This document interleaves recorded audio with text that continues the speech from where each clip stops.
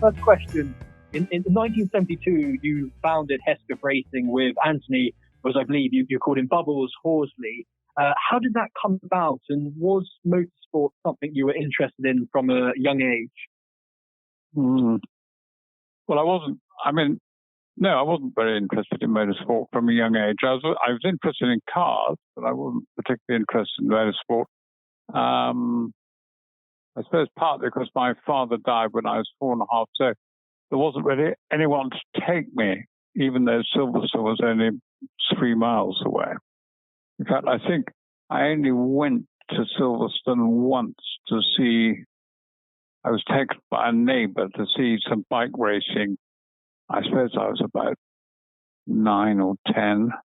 So the first time I ever went to Silverstone really was about 1967, and that was because I had I had an uncle who had a girlfriend who was Charles Lucas's. She eventually married Charles Lucas, and they were all great friends with people like Piers Courage and Bubble Horsley, and they were all part of a sort of gang. And there was Charlie Crichton Stewart, and there was Frank Williams, and there were all these people. And they all lived, or most of them lived in some way, some flats next door to Cliff Davis's garage in the Guildhall Road. And they all used to go racing around Europe. And they came to, I think it was 68 British Grand Prix meeting. And they brought some other friends with them, including people like Jochen and Nina Rindt. And so really I arrived at Silverstone merely as someone who lived next door, who was basically a free bed and a meal. So that's how I got into it, sort of superficially at the start. So I had no involvement other than providing hospitality. And then how did you pair up with Bubbles Horsley? How did that sort of come about? Well, I can tell you exactly how that came about. I went away. I went to work in America for a year in 1970, which is when Piers got killed at Zandvoort in the Dutch GP. And I remember reading it. I was having my lunch at a counter. I worked in San Francisco, and of course the news was completely different in those days. I mean, there was no mobile telephones. The television news, you had 3 channels in America basically, and so the first I knew about it was really, I think, 2 days after the crash, reading it in the San Francisco Chronicle. Having my lunch, so that came as a bit of a shock. Anyway, I came back and Bubbles lived in he had a room in the top floor of the Courage's house, where Piers obviously by now dead, but Sally Courage lived in Sutherland Avenue, and he said one day, I'm thinking of having another go at F3 racing. So I suppose this is the autumn of 1971. And anyway, he was building a car, or a guy called Jeff Rumble was building a car for him, which was called the Dassel Mark 9, which was being built in a barn. And I mean it was a barn because it was surrounded by straw bales. And in order to keep the dust out, they'd sealed it all off in polythene. I think it must have been a very hot autumn, because I remember the temperature inside was quite unbelievable. It was down near Dunsfold in Surrey. Anyway, the car was built, and I suppose we're talking the spring of 72. First meeting was Goodwood, and Bubbles drove it. And I mean, the car didn't look bad, actually. You know, it was quite sophisticated for an F3 car at that time. It had inboard front discs and things like that. What had happened is Bubbles had got older, and was never the hottest driver. So he felt that the car either didn't complement his skills enough, or his skills didn't complement the car enough. But anyway, the decision was taken because, we didn't go to Goodwood. We went to Thruxton. That's where we first ran. Anyway, we then took it to Monaco, which in those days, still is, the second week in May. And we got a guy called Steve Thompson to drive it, and the only desire was to get the car on the grid, basically, which he did and finished sort of upper midfield, I think, or maybe midfield. So that was very satisfactory, and we had a lot of fun there. And it was very good. And then we went on, and I rejoined them. They were racing at a place called Chimay, which was a fantastic track, completely dangerous. I mean, it's a triangle on a public highway. And the Baron de Chimay was sort of basically the promoter, proprietor, and chief marshal. And he had an E-type Jaguar with no windscreen, which used to whiz around with everything, a Belgian flag, a checkered flag, everything sticking out the back of the car. And anyway, when I got there, Bubbles said that he'd made himself team manager. We now had a driver. And produced this sort of gangly, I say young man. He was older than I was, because I was 21. And I said James was about 25. And I'd never heard of him. But then I'd hardly heard of any drivers, so there's no reason why that should have been a surprise. And they had, in fact, I think, done one race en route coming up at Clermont-Ferrand, where both Bubbles and James drove. And there is a photograph of that. So that was a possibly unique occasion. Anyway, we got the car, and he came back to England. We went to Silverstone, and it struggled. The car wasn't any good, really. Wasn't really competitive. So, and James hadn't been paid by March, who'd been his last employer. And eventually, because getting money out of Max Moser was always a very, very delicate operation. And so eventually, James managed to extract 721, maybe a 70, I can't remember. And it was the previous year's F2 chassis. But it didn't have an engine, or if it did have an engine, it was no good. So I bought a new Cosworth BDA for it, and they went to Oulton Park, and suddenly James, there were only 3 cars in the race, and the 3 drivers were Ronnie Peterson, Nicky Lauda, and James. Well, and that was it. And they were having a private race at the front than the rest of the world. So at that moment, I was in Scotland when I got the result. That was the first time we got a result which actually I got excited about. And I guess you not knowing about James when you first got him driving for Hesketh in the Formula 3 days was probably to his advantage. I know that he obviously had a reputation on track for being slightly reckless at the time, and obviously getting the nickname Hunt the Shunt. That wasn't something you were aware of when you brought him on board the F3 team.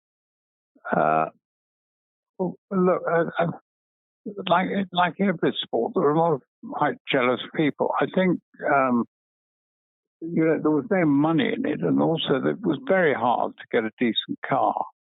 Because you had a works car, or you were trading along, unless you had a sort of. I mean, if you look at the greatest ever private sponsor, which would be Rob Walker. Yeah. You had a Rob Walker who was willing to buy the kit that would do the job. But the reality was that James was quite pushy. But do you know what? You don't get to be world champion unless you are quite pushy. Yeah. There are a very small number of quite extraordinary drivers. I mean, because there are 2 kinds of world champions. The world champions who are the least interesting tend to be those who are not great drivers but are in the outstanding car. Yeah. And as long as they finish, and so they sometimes don't win as many races as they should or could do, but they finish, they've got the best cars and it's reliable. And then you've got really, for me, really truly outstanding drivers like, Clark, Moss, Fangio, right? Who are just, I only saw one of those drive. I never saw Fangio. I saw them drive, but not competitively. I never saw Moss drive or Fangio drive, but I did see Clark drive. And Clark, you used to see him. I remember watching him at Woodcote at Silverstone. And he came through, and you thought he was going very, very slowly because he was in the middle of the road. And this is old proper Woodcote when you couldn't see the exit when you went into it. And it was, it was flat, and the camber kept changing. It was a very difficult corner. It looked completely innocuous, but it was a very difficult corner. And it could be worth nearly a second a lap if you got it right. Yeah. And I remember watching Clark, and I couldn't believe it because and in those days you had to wait a bit before the times went up because they were like on a cricket board. Scoreboard, and he was just in a different class. Yeah, and everyone else was coming through, and the hands were moving, and all the rest of it, twitching, and all and then woof again. That latest 49 just went straight past, and it was a different class, different time. Yeah, I guess all those three drivers, Clark, Fangio, and Moss, were all known for their relaxed driving style. I guess that in turn, that smoothness. Really, brought them put them above everyone else, which is interesting. And how obviously that you formed, Hesketh Racing was formed, but how did the teddy bear logo come about? It's obviously one of the most iconic logos in. Well, hang on, we haven't got to F1 yet because there's quite a big. So the logo didn't come about until Formula One. No. Okay. And the logo. If you look at the pictures, you'll see the car. The first car was blue with yellow pinstripes, and the second car was white with red and blue pinstripes. The second car was the TS14B, which was to go in F2 in 73. And the reason we picked it, there were two cars you could order 73. There was the car that Mike Hailwood had just won the European Championship, which existed in those days, for F2, which was a TS14 Surtees 14A. Yeah. And there was going to be a 14B, which was the next year car. And at the same time, March were producing a car with a BMW six-cylinder engine, which no one had seen. Mm. So, uncharacteristically, Bubbles and I went to lunch and took a conservative decision, which was to go with the Cosworth engine in the championship-winning updated car. Anyway, we went to Mallory Park, which was the first round of the European Championship, and there were two BMW Marches, which didn't even have any sponsorship written on them. They came straight from the factory, straight out the back, out the box. And Carlos Pache was one of them. I think was their lead team driver. And the two red cars disappeared into the distance, and that was it. And that was the end of the European Championship, and that was a March day up in Leicestershire. So we struggled on for a few races, and I said, Bubs, it's very expensive. We're not going to go anywhere. Yeah. And I think finally they did. Ford won one race that year, and that was the ring in the wet, because, of course, the four-cylinder engine had more torque, which in the wet made it a better car. It had more traction. So, funnily enough, I had no idea who he was. I never met him in F1. But in fact, it was a car called the Rondell. I always remember it because they always had very highly polished wheels, and it would run half of the Rondell with Ron Dennis. Really? I didn't know that. Yeah. He was there. No, he was there. All these guys were there, but they were older than me. Yeah. Anyway, so we packed it in after Hockenheim. And so I went and got a March Privateer 731 chassis, and I bought originally two new DFVs, and boxes from England and all the rest of it, and wheels. And the key thing I got was Harvey Postlethwaite, who was the number 2 to Robin. God, what's he called? Robin. Who was the chief designer at March? He was the R in March. That was obviously when Max Mosley was in charge. Yes, but it actually was a partnership, if you remember, when it was founded.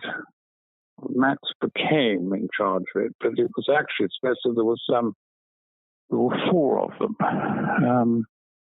Anyway, the fact is Harvey Postlethwaite was the number 2, and we got him to come with the car. And interestingly, I think that apart from in that season, I think we finished every race that we finished ahead of the works cars. That's obviously in 73. Because the moment we got the car, Harvey started to modify it and make it improve it aerodynamically. So then we went off to Monaco. It was our first F1 race. Is Robin Hurd? I'm just thinking. Was it March? That's it, Robin Hurd. Yeah, that's when it came to me. So so there we were. We went down there, and we were tiny because we had one 2-axle Bedford TK transporter. You know, everyone else had these vast trucks and support vehicles and everything else. We just had that. And that was, I guess, it's remarkable. You went from Formula 3 to Formula 1 in 2 years. The second season, really. And again, as you said, you obviously beat... No, we went from Formula 3 to Formula 1 in 1 year. Yes, I guess, 72 to 73. Yeah. Remarkable. And I know also... We went Formula 3, we did Formula 3, Formula 2 in about 12 months, and then gave up and went to Formula 1, which appeared to be easier, just reasons I never been able to quite understand, but it was. Yeah. I believe he once said that at the time, Formula 1 was similar to a flat bottle of champagne desperately in need of a shake. How was the Hesketh team received by the regular Formula 1 fraternity at those first Grand Prix in 73 with the March? I don't think it was... I mean, that's that remark. I'm not sure. I think it was lured out of me. The truth is that what was happening, there'd always been commercialization in racing, but particularly in Formula 1. But until the Gold Leaf Lotus 49, the RAC had always, the only people who had advertising were the Americans. Yep. And they'd had it for a long time. And so people now and again tried to bring it over, but they always got stopped because the RAC were rather, they modeled themselves, I suspect, from a jockey club. And so they were rather imperious, and they said, you can't do it. And anyway, the whole thing was brilliantly dealt with by whoever was it Geoffrey Kent or someone who did the Lotus 49 with Gold Leaf, because the rule was you could only have 26 square inches of advertising. So what they did brilliantly was that the naval head, which is the centerpiece of the Gold Leaf box, do that on 2 sides and make it 13 square inches or whatever, 12 square inches. That's your 24 square inches. And then the red and the gold and the white is just paint. Okay. So the result was you actually created a complete cigarette packet using only 26 square inches. That's how the RAC collapsed. You see, before that, the rule was you were allowed to put on stickers of what were called trade sponsors. So the people who put all the money up were people like, if you either had Shell, BP, or Esso, you had Avon, Dunlop, Goodyear, Firestone, you had Lucas, Morelli on the ignition, you might have Weber, possibly on the carburetors. And that's all you were allowed to have. Yep. And then the Gold Leaf car was done, and then after that, the whole thing collapsed. Interesting. So that's how that change came about. But I guess the Hesketh Racing was famous for not having sponsorship or advertising on the cars, certainly in the Formula One era. Was that a sort of conscious decision, or was that? Well, it wasn't particularly conscious. We didn't have a sponsor. I mean, it's as simple as that. You've got to remember that we lived. It's a lot. Firstly, it's quite a long time ago now. I mean, it's nearly 50 years ago. 72 is 48 years ago. Yeah. And it is a completely different set of events in those days about how people perceived all of this. So one of the things, the biggest problem we had, and I can tell you, I remember this, I went to two meetings on the same day in New York, one with Texaco and one with Philip Morris. And this was in 1975. And at both meetings, exactly the same conversation took place. And by this time, we were in Sports Illustrated. We'd been on the front of Paris Match. I mean, in those days, because there were far less magazines, the coverage that Hesketh Racing got was quite extraordinary, because F1 never got into Sports Illustrated because it was called European Mickey Mouse Car Racing. Yeah. The Americans didn't look at it. The only F1 race they ever saw was that ABC Wide World of Sports carried the Monaco Grand Prix, because that was really because of Princess Grace, their favorite movie star, marrying Prince Rainier. Yeah. And of course, everyone's forgotten there was no cable, there was no fiber, there were no satellites, there was none of that. I mean, the satellite. In a way, Burnett was made by the fact that the French had some idiotic satellite they put up in order to show off that they got a satellite. But they got no business, and that's how Burnett got in, because Burnett got the Brazilian Grand Prix because he used the French satellite to be able to provide a picture in Brazil, because what people would today, they just wouldn't believe the number if you told them 86% of the potential TV audience in Brazil watched Emerson Fittipaldi every time he raced that year. Wow. That's incredible. Right. Those are figures you cannot achieve, even if you're Amazon.com. You just don't get near. Even Apple TV, you cannot get near those kind of numbers. Yeah. Interesting. Anyway, just to finish on that meeting I had in New York, the point was, they said, we love it.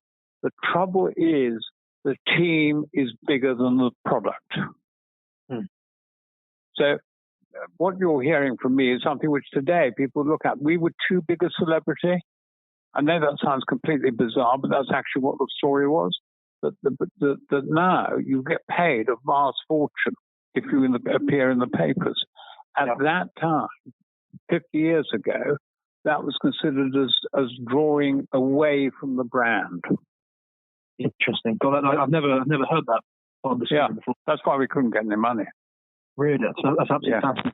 I guess, do you think that was, obviously James, he was there with, on his overall sex, the Breakfast of Champions. He was obviously a pretty anti-establishment figure. Was it? Do you think? Well, I think the thing is, we were about 5 years too early. If we'd been there 5 years late, we would have been we'd all been paid $10 million a year each.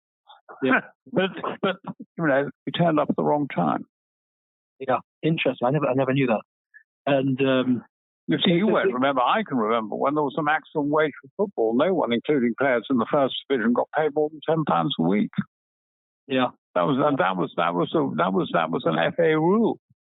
Yeah, I guess modern Formula One has almost gone too far the opposite way now, and that it's so. You're seeing it right now. This pandemic is very interesting because all professional sport has suddenly been caught on the ropes. And it's going to be very interesting to see what comes out. Yeah, it's interesting. And I guess Hesketh Formula One, certainly never has been, or indeed will ever be again, a Formula One team, let alone a privately owned Formula One team that encapsulated the spirit of the work hard, play hard. How did you manage to have such fun whilst also achieving the remarkable? But I slightly disagree with your proposition. And I'll tell you why. When we turned up at Monaco, there were actually a couple of other privateers still on a regular basis, i.e. not one-offs turning up for one race or two races. Or there used to be a thing, particularly in 20 years before I was racing, where locals used to get given drives. The Portuguese Grand Prix, there would be a Portuguese put in, and that kind of thing went on. But there were still a couple. They were literally right at the back of the grid, but there were still a couple of other teams that both singleton cars. Yeah. Rob Walker still had an interest in that Durlacher car, which is basically city money. Durlacher's the brokers, who were still very big in those days. Anyway, the point is that what had changed was that the people involved in the cars that were privateers had accepted that they couldn't be competitive. Mm-hmm. The advantage we had is we knew so little that we just made an assumption that we could be and would be competitive. And if you approach it like that, and you've got a bit of cash, because what I spent in terms of what the other teams were spending, particularly the ones we were taking on up at the front of the field, I was spending peanuts. The driver wasn't being paid. Really? I mean, yeah, he was. I mean, his retainer, I think, in 72 was 73. His retainer, I think, was 12 grand. Wow. His retainer in 75, when we should have actually won 5 Grand Prix in 75. We fell off in unidentified circumstances in 4. If you look at that, you point out podium finishes, all the rest of it, he was on 60 grand. Mind you, in those days, there were very few guys. I mean, we were looking at having a second driver because at one moment, Philip Morris were showing an interest in sponsors, but they wanted us to be a 2-car team. And Fittipaldi, I think, we would have had to pay 200. Well, even if you multiply that out, it's still chicken feed for a guy who was a world championship driver. I mean, I wouldn't personally rate him that high in the all times, but that was the top kind of money. And is it true the only contract you had with James Hunt was on the back of a beer mat? I didn't even have a contract. You didn't have a contract at all? Yeah. I think we had one. We had some form of written thing, I think, in the second year. But the first year, you had to take the car. We had to take my car. But the great difficulty was, do we get to spend more money going testing, or do we spend it on him? So at one point, he didn't get paid, so he took the car. Oh, that was your Porsche RS? Actually, yeah, the estate, if he'd held on to it today, it would have a lot of money. Huh. Yeah, I've seen photos of it. I think it's yellow these days. I think it came on the market a few years ago. But yeah, there were two cars. There's a lot of bullshit about this, so I can just clear that up for you. There were two. There was a 2.7 RS with one of those flick-up tails. Yeah. Okay, and that's the car he took. And then there was an RS 3.3 with what people look at it, they say it's a turbo, but it wasn't a turbo. They only built 5 right hookers. And it was like a semi-competition car, but it wasn't an RSR because it was Rhodes Eagle. And it had flared arches and very wide wheels. And it had the key is it has a big oil radiator on the front where the number plate should be. Yep. Now, that car was advertised. And I had to send a legal letter because it was, as always, dishonest car dealer trying to pretend it was James Hunt's car. It wasn't even my car. Oh, really? And I see no reason why one should encourage. It was worth the same money. It was just, he was just saying it was James Hunt's car. It wasn't. In fact, James Hunt's car wasn't his because all he did was get the keys out of my cabin and drive off from the key in Monaco. Yeah. Going back to the success which Hesketh Racing, obviously you won the 1975 Dutch Grand Prix with James Hunt. You had 8 further podium finishes, and indeed you came 4th in the World Constructors' Championship in 75. And indeed, I read somewhere, I was looking at statistics, that even in 73, when you were driving you had the March, you would have technically come 5th in the Constructors' Championship that year, ahead of Ferrari, which is astounding. The first year of Formula One. How? I think there's a number you really want to look at. The trouble is you've got to look at the lap chart number. The only thing I think you can find in auto course. You see, we led in. If you take 75, I mean. The interesting thing, because I saw a whole thing in motorsport the other day, but the trouble is motorsport have a directive because Hasseltine hates me, and never to write anything about Hesketh Racing in it, so you never do read anything in all those sort of ancient articles about the past. But they had a thing on cars out of the box last month or the month before, And actually, the star turnout of that was the original 308. I mean, we started work on it in the autumn. So we started, I think, we hadn't finished converting the stables till the end of October. And that car turned up in Sao Paulo for the Brazilian Grand Prix. We went to the Argentine, where James led and flew off on the first lap in the old March. So long ago. Patron was there. He'd just come back, the old dictator.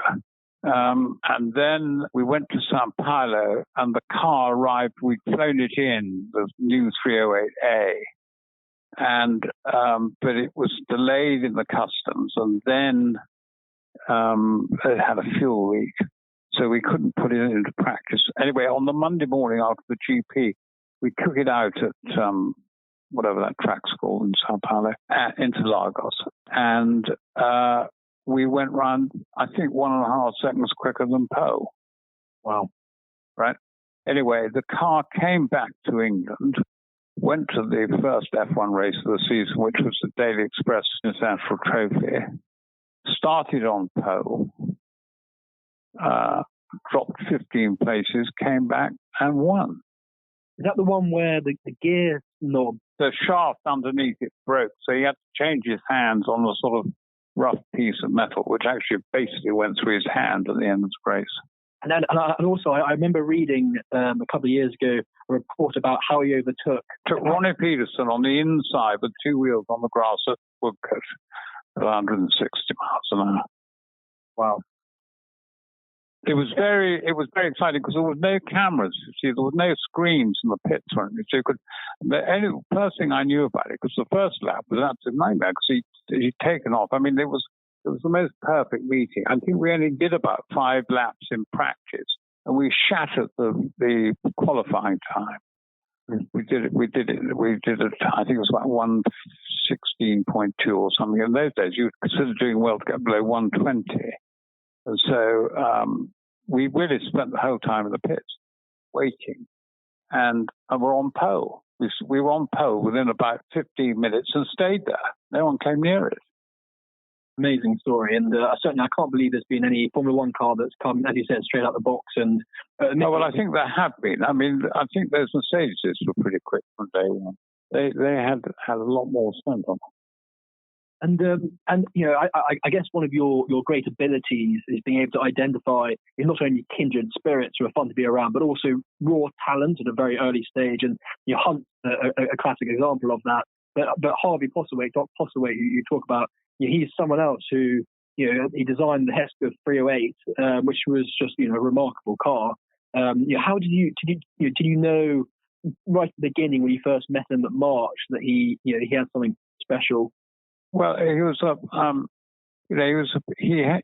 had a doctorate, which was quite unusual in F1 for a very young guy.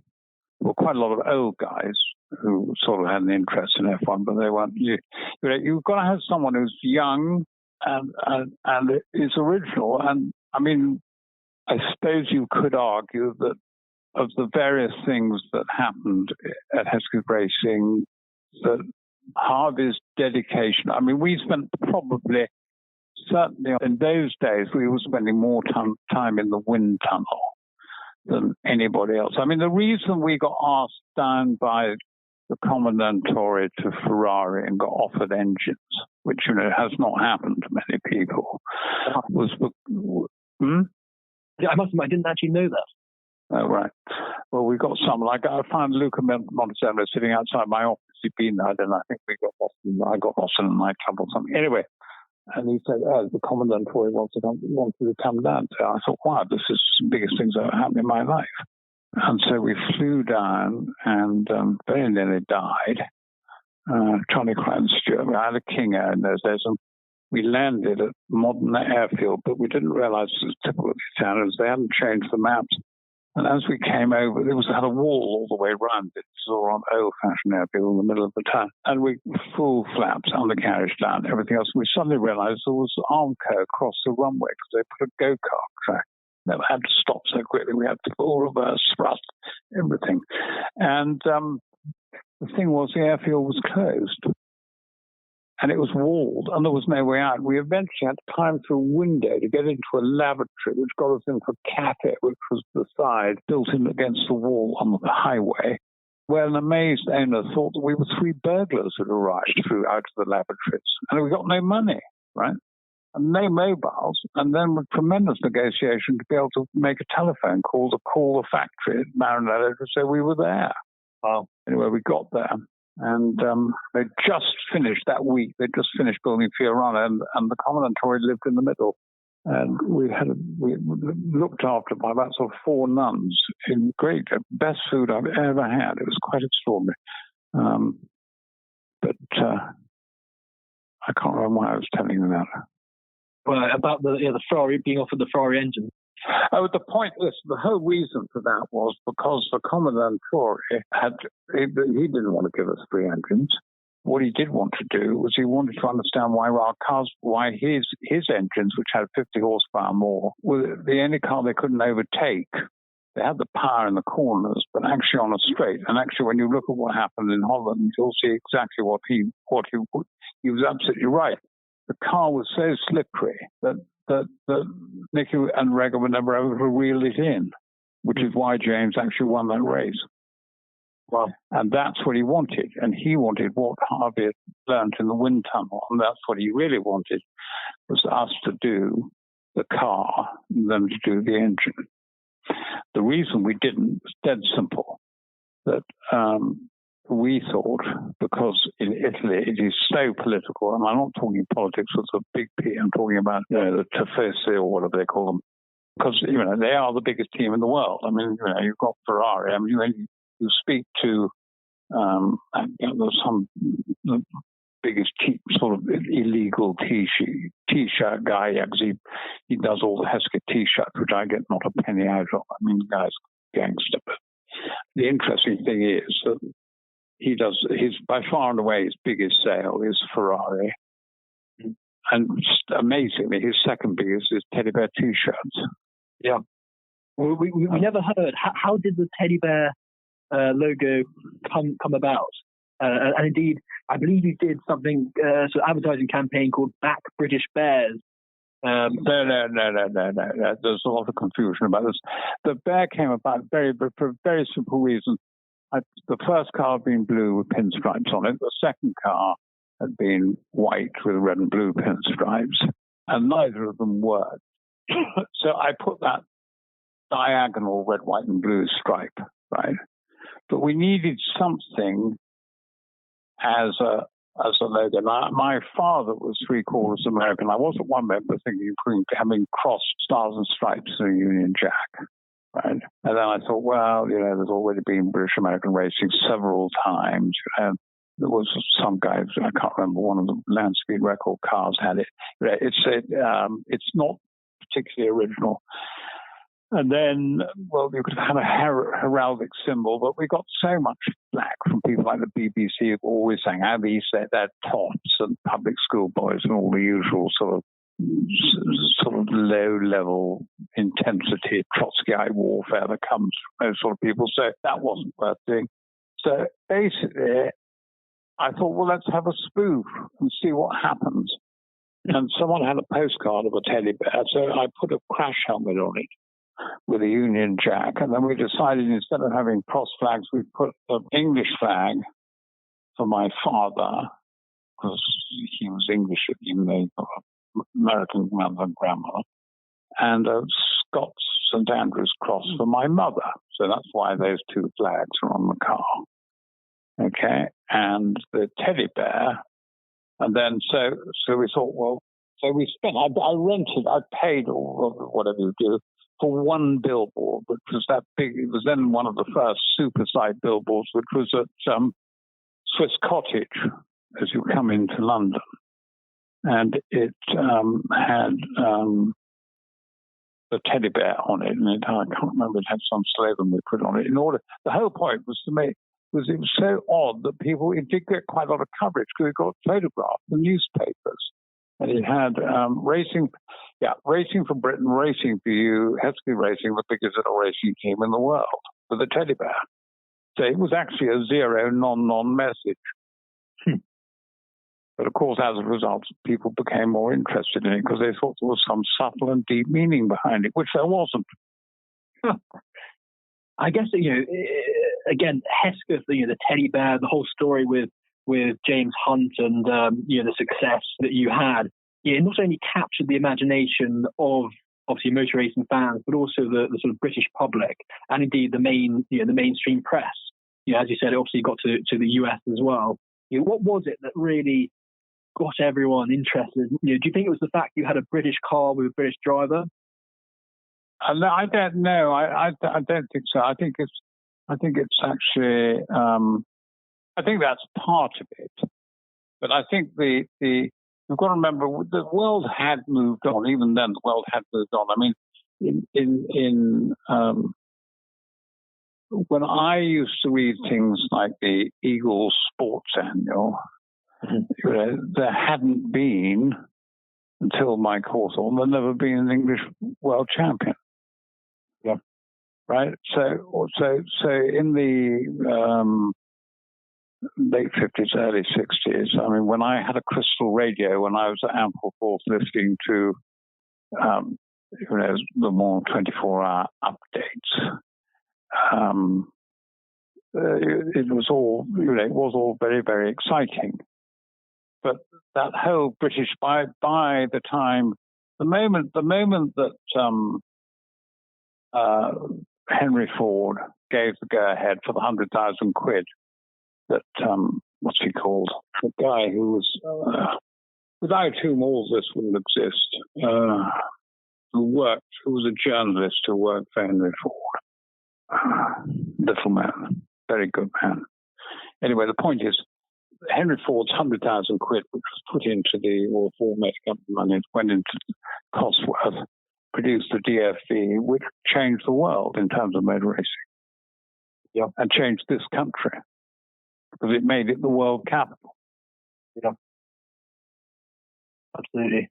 And it happened. The only reason that did happen, it didn't happen just because Henry Ford. The reason it happened was that there was a huge amount, because of World War II, there was a lot of technical capability at a subcontract level, which probably exceeded that of any other country in Europe, which had not been the case before the war. And so that had changed.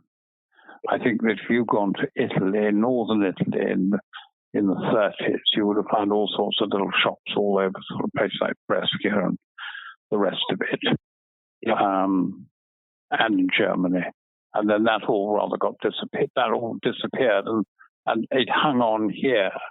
If you look at, an awful lot of stuff that was in the Banwall, which is it doesn't get enough coverage. What happened at Banwall, because the engineers involved in there, the chassis was done by Colin Chapman. Costin did the body. Yep. Leo Kosmicki, who finished up working for me in retirement, was a guy who met Hitler in 1938 at the Berlin Motor Show, working for AEG, who went back to Poland and got captured by the Russians, who was put in the Gulag, who escaped, walked all the way to Iran, got on a British ship, went to de Havilland's, last in, first out, thrown out of work the day the war was won, went to Bracebridge Street to Norton's, sweeper in the floor, shop floor sweeper, finished up as the chief engineer and went on to design the Banwall engine. These are unbelievable stories. These guys all come, and while at the same time everything was collapsing, because when he was at Norton was imploding, because like Triumphs, all the rest of them, there was nothing that they were willing to build that hadn't been designed before the war, which is why the motorcycle industry went up in a puff of smoke. Interesting.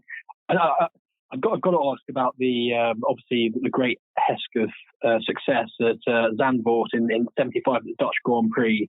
The Hesketh, obviously driven by James Hunt, beat Niki Lauda in the Ferrari. I think it was the 312T by 1 second. Can you tell us a bit about that race and how it came about? I know it was a wet race, and there was an interesting story behind it. But it was we were all quite fed up when we got there. We'd led that year. We'd led in Argentina. We led the Spanish, we led the British, we were second in the French. We took the lead in the ring in the German. It was an unbelievably frustrating year. And we just thought we can't win. And we've led 5 GPs, and every time something goes wrong, you know. And not James, you know, it wasn't the kind of breakages which had affected us in the first year, because that was like learning how to build a car. We'd learned that. But anyway, so we get that. It's a perfect weekend, just like the day, blue skies, everything's perfect. We go out, and it's very, very hot. So, you know, it's going to be a hot race, and there really are only 3 cars in it, which is 2 red ones and 1 white one. Mm. Anyway, I can't remember. I think it was. I think the 2 Ferraris were on pole, and we were the fastest Ford car. Anyway, earlier that season, another race we should have won was Monaco, which was in the wet. And James had developed a theory, which was that, in fact, there was a dry line. It was much quicker because of the tires were so big in those days, that there was a dry line long before anyone thought there was. And so he came in because it was identical. What happened was it rained at Monaco, and he came in, and then the rain stopped. So we brought him in, and then we the pit stop up and took 40 seconds. So whatever the rights or wrongs of his theory, he was unable to demonstrate it because he had to drive so fast to try and catch up that he finished up flying off, coming out of the casino. But there we go. So anyway, he still believed he was right. So we didn't disagree. Anyway, the thing that really ensured that we won was that Harvey had to go back to England because we were just about to roll out the replacement for the 308B, which was the C car, which was radically different with rubber suspension and all sorts of other stuff. And it was much smaller. It looked like an F3 car. It was tiny, but it had an unbelievably small frontal area. So the day of the race starts, and there's a huge black cloud. It starts to piss with rain. Anyway, my only contribution to the event was that I could see just about 10, 20 minutes before the start, far, far away to the north, there was a very thin, tiny piece of clear light. But whether it was going to turn up or not, I wasn't quite sure. But it looked to me as if the wind was coming from the north, which is why the rain had unexpectedly arrived. Anyway, we went out in the wet, and the race started in the wet, and literally as the race started, the rain stopped. Anyway, or became intermittent.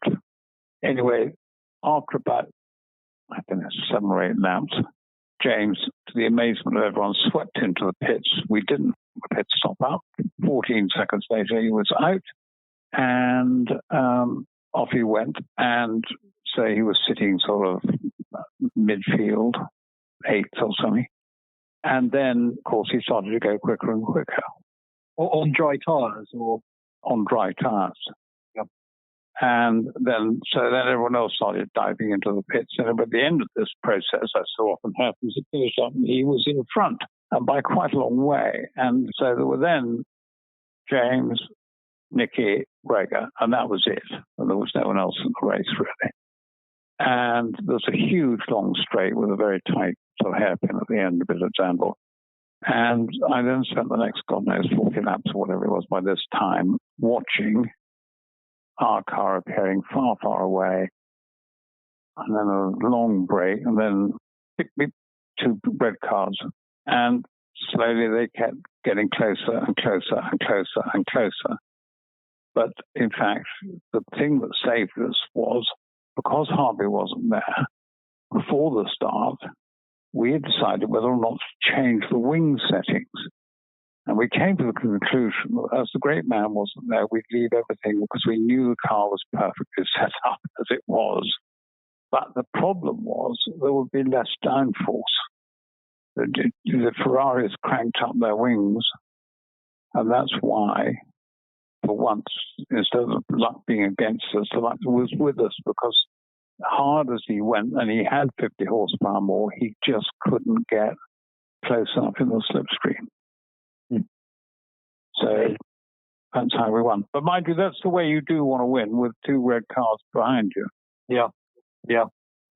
And interesting. And you coming to James, obviously he's one of my absolute heroes. I know Sterling Moss interviewed James Hunt in, I think it was probably around 76 when he was racing for McLaren. And he asked him, why was he so quick? And Hunt classically came back immediately and said, big bulls. Now, beyond such an anatomical reference, what do you think made James such a remarkable racing driver? And obviously, in my opinion, one of the greatest British drivers ever to race. But he's never going to have, because of everything about his career, he's never going to have a sort of a Schumacher type score sheet. But the interesting thing is that, in a funny way, Schumacher is not a particularly interesting driver. The difference is to be seen. Is if you look at someone like Moss. I mean, you look at Moss's obituary. You look at, there are things that are associated with Moss which the modern drivers just in no way emulate, because they don't do any driving, is one of the things. I mean, I remember when I first when I saw Clark, when I described you when he was going through while he was qualifying, I also that day saw him driving a Ford Cortina GT in the saloon car race. I mean, these guys actually were, they were racing. They were racing a lot more. I mean, James went off and did the Avon Tour of Britain, which he won, believe it or not, in the Ford Camaro. How he did that, I do not know, which was the sort of, semi-road race. They drove everything. Yeah. And so where's he fit into all of this? I think he qualifies in certain important ways. He won a world championship, albeit in fairly strange circumstances, but he nonetheless won it, and he never, ever had the best car. Right? I would argue that Schumacher always had the best car in the particular year that he was racing. It's like Hamilton, by and large, has had the best car. You know what I mean? It's not as if he's you come back to that old test, which is, name me a memorable race. Yeah. Yeah. And there aren't so many memorable races anymore because there aren't. And that's partly because, there are bits you can't measure. You see, I think that the interesting question is, what's the split? It's a bit like four-wheel drive. How much of the power is going out the front, how much is coming out the back? So how much is the car, how much is the driver? Yep. Now, I personally think that the driver quotient has fallen and the car quotient, the technical quotient, has gone up. Yep, definitely. And the problem is that doesn't take away from the driver's ability. What it does do is it makes the driver's ability actually far harder to demonstrate. Because if he outdrives another guy, he doesn't gain a second. He gains 0.2 of a second now. And that makes it more difficult. It's like, the only time I saw Hamilton was the first time I ever saw Hamilton, I thought he was quick, and not because of what his lap time was. I saw him, he was in Australia. I was watching it on the TV. And I think it was his first race or his second race, I think. And he came across a corner onto the clay or whatever it was, and far from trying to adjust the car, he put his foot down, and it showed. And I thought, wow, that actually takes some balls. That's the only time I've ever said my admiration for Hamilton remains on that one event. Because these cars move so little, it's very hard to get a feeling when they're actually on the limit. Yep. And that's just a feature of. Basically, the car is becoming quite boring. But the reason it's becoming boring is it's becoming more dependable. And therefore it becomes boring. That's the problem. Yeah. I guess that was the excitement of James. You never knew what was going to happen. And certainly those battles between Nicky and James, it was just, you couldn't get more exciting racing, particularly when you've got James in, as you said, a sort of maybe not quite as quick a car, pushing it to the absolute max and arguably beyond in a number of cases. But you see, also there isn't the footage now. This is part of the difficulty.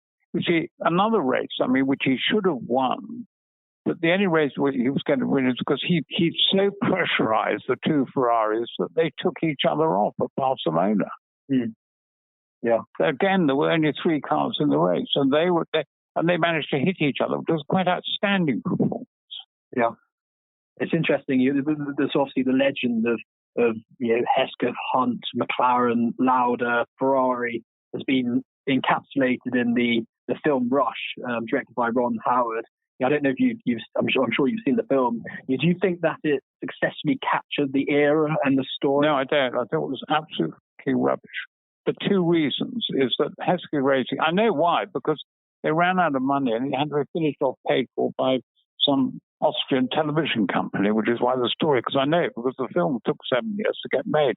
Originally, it was all going about Hesketh Racing. But anyway, as always, done down by the sponsors. Anyway, which is why it became a Nicky film. And that's how and that's why McLaren, and you could see the thing was inaccurate, because the one thing is we never had a girl who's anything other than seriously pretty in our pits, and they try to put some girls in that film to be our so-called, groupies or whatever. They're just a horror story. Please, unacceptable. Well, I think there's that's interesting feedback. And I guess it's not interesting feedback. It's entirely factual. Yeah. And it revealed their complete lack of understanding what the point was. It's sort of anyway. Who cares? It's a long time ago. The only people who do care are the people who really mind about it, which I don't. Who mind about it are furious that Hesketh Racing seems to still get coverage, because they're the same people who objected to us when we turned up. Said, we shouldn't be here. We don't understand it at all. This is for professionals. Well, I think you successfully proved the thing about all those professionals was that they were all basically self-appointed. Yeah, interesting. So I guess to end the interview, we've got some quick fire questions. So obviously with your connection to Toaster Racecourse, is it motor racing or horse racing?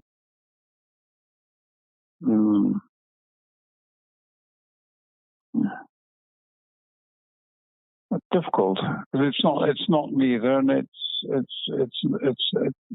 not either.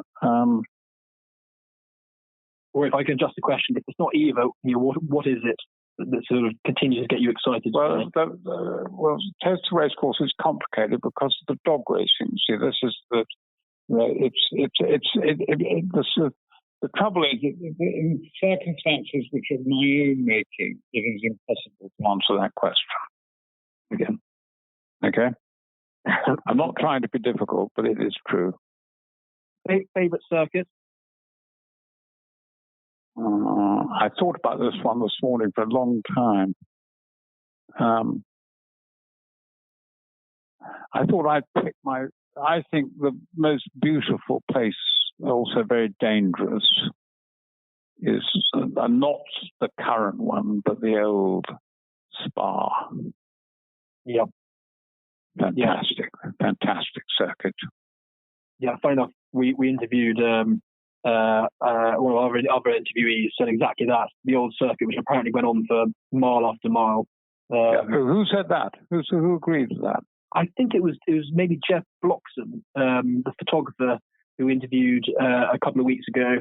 I'm thrilled that someone else thinks that. That's great. I've never been there. I've never been there. I have been there, but I've never been there for a race. Yeah, it was either Jeff Bloxham or it was Gillian Goldsmith or Fortescue Thomas, who raced there in period. And I think the comment, certainly I remember in the article, was that if you broke down at the long section of Spa, you had to make sure you had enough change to get the bus back to the pit.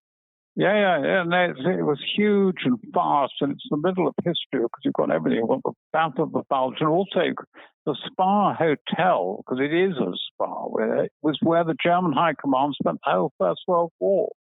Wow, didn't know that. That's where the First World War was run from. It's full of history, and it's where Seaman died, and that, yep. Seaman is the great unknown. In all these things like who these great drivers, who's the best driver you've seen, all that, for me, for my money, because he got such a bad press at the time because he drove from Mercedes and all the rest of it, we will never, there's not enough footage. We will never know how good Seaman was. Mm. Yeah, absolutely. I mean, if you look at that, and then there's that other guy who was, I suspect, might have also been a world champion. It was the guy who drove for Tom Wheatcroft who got killed. Actually, I was there at Zandvoort in 1973. Not Roger Williamson. Yeah, Roger Williamson. Yeah, that was horrific. Wasn't that where Price came to try and save them, and the whole thing was an awful accident. But just moving on to the quick fire questions. Most memorable Hesketh racing moments? I think winning the Daily Express Trophy, because winning your first race is always a bigger thrill. Mm. I mean, winning the Dutch Grand Prix, yes, everyone fantastic. People said, you must feel this is the greatest moment of your life. And actually, the greatest moment, my greatest interest was actually building the cars. I've never had any interest in being a racing driver. And so winning that first time has to be, may not be considered a classic race, but I don't care. And I imagine there were some celebrations after that first win. There certainly were. And I guess last question on the quick fire question, because I know it's taking up a lot of your time, which is very kind, is what's your favourite road car you've ever owned?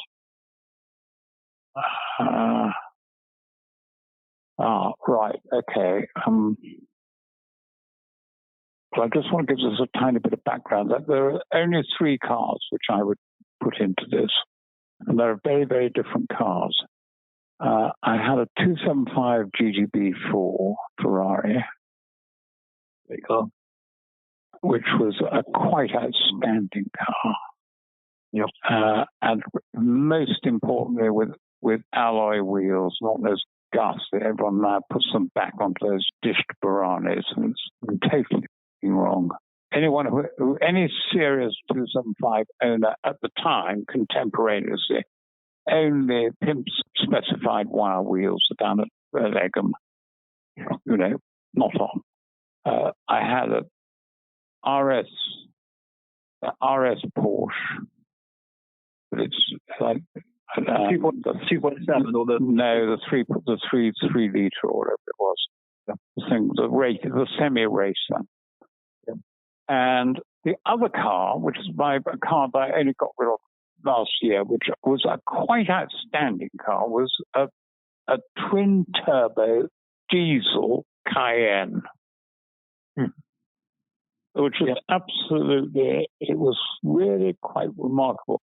And the difficulty is those 3 cars, they sound all very, very different. The tragedy is that the Cayenne bloody nearly did what the other 2 did, with a lot less bother and a great deal more comfort. And that raises a whole raft of issues about whether or not you ever want to own a classic car. But I think in pure erotica, the 275 cam, I'd have to agree with you. Combined with the pain of selling it for 5,250 quid and thinking I'd done rather well. Yeah. Well, there we go. I loved it so much I can even remember its number plate, because it's a long time ago, BWC 845F. Fantastic.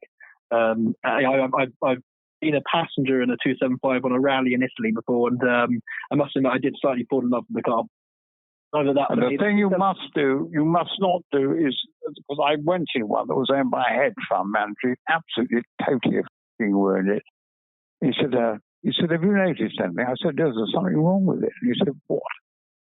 I said, because the brakes don't fade anymore. I always said, oh, that fixed. I said, well, it's pointless saying because Needed said he's just put in some modern hydraulic system, right? The whole point about it was, which made it a tricky car to drive, was that you've got 3 sets of corners. So you had to think about the brakes so they didn't get too hot. Yeah, there we go. But its other lovely feature, which I really adored, was because it had a transaxle gearbox. It was always freezing cold in the morning, so you had to find a large square, like Belgrave Square, because you could only get it going in second gear, and you had to sort of wander around it for about 3 laps to warm it up. Yeah. But it wouldn't change gear otherwise. Yeah. Well, thank you. I've taken up a lot of your time, and Is that all right? That was absolutely fantastic, and I can't thank you enough. There's some great answers, and as I said, just a fantastic story. I think Hesketh Hunt, that period is one of my all-time favourite periods, and I think your interview now has just solidified it as my favourite period.